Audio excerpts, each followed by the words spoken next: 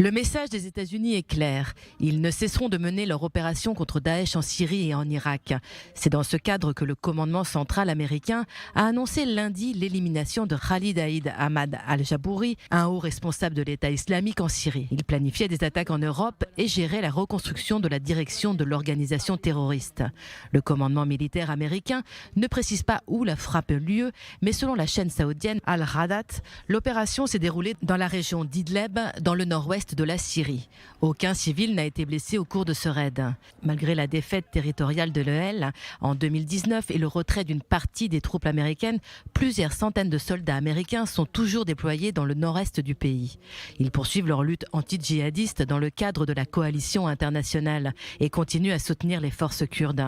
En juillet dernier, l'armée américaine avait déjà éliminé le chef de l'État islamique en Syrie, Maher al-Agal, lors d'une frappe aérienne. Agal était responsable du développement de cellules terroristes en dehors de l'Irak et de la Syrie. En juin, un haut dirigeant de Daesh, expert en assemblage d'engins explosifs, Hani Ahmed al-Kurdi, a été capturé lors d'une opération spéciale dans le nord de la Syrie. Même affaibli, le groupe terroriste continue de mener des opérations dans la région et reste déterminé à frapper au-delà du Moyen-Orient. La Maison-Blanche a indiqué que les troupes américaines iront au bout de leur mission, mettre les djihadistes hors d'état de nuire.